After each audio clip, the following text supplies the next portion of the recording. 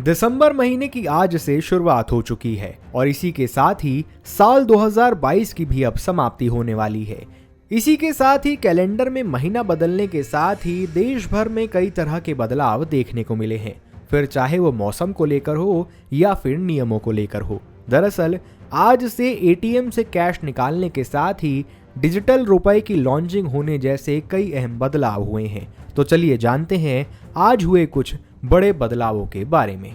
पहला बदलाव, भारत में आज से डिजिटाइजेशन के एक नए युग का आरंभ हो चुका है। देश के केंद्रीय बैंक यानी रिजर्व बैंक ऑफ इंडिया ने आज से देश की डिजिटल मुद्रा ई-रुपी को लॉन्च कर दिया है।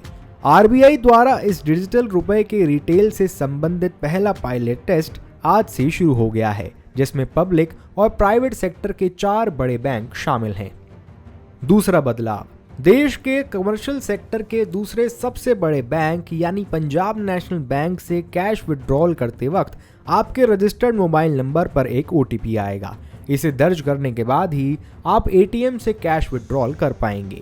बैंक ने यह बदलाव फ्रॉड के मामलों को कम करने के लिए शुरू किया है। तीसरी खबर, अब अगर आपको साल के आखिरी दिसंबर महीने में बैंक में कोई ज़रूरी काम करवाना है तो सबसे पहले यह जान लें कि दिसंबर के आखिरी महीने में बैंक कुल 13 दिन बंद रहेंगे।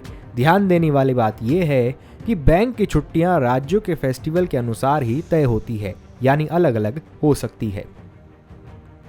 चौथा बदलाव, सर्दी के मौसम की शुरुआत के साथ ही भारतीय रेलवे ने दिसंबर में अपने टाइम टेबल में काफ़ी बड़ा बदलाव कर दिया है। ठंड और कोहरे के कारण टाइम टेबल को बदल दिया गया है और कई ट्रेनों को रेलवे ने कैंसिल भी किया है। ऐसे में अगर आप कहीं ट्रैवल कर रहे हैं तो रेलवे का टाइम टेबल जरूर देखें।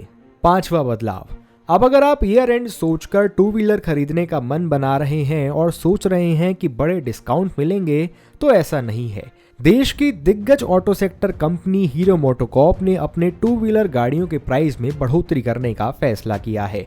गाड़ियां 1500 रुपए तक इस महीने महंगी हो जाएगी और गाड़ियों के प्राइस में बढ़ोतरी का कारण यह है कि बीमा कंपनियों ने थर्ड पार्टी इंश्योरेंस के चार्ज को अब बढ़ा दिया है, जो कि मैंडेटरी है।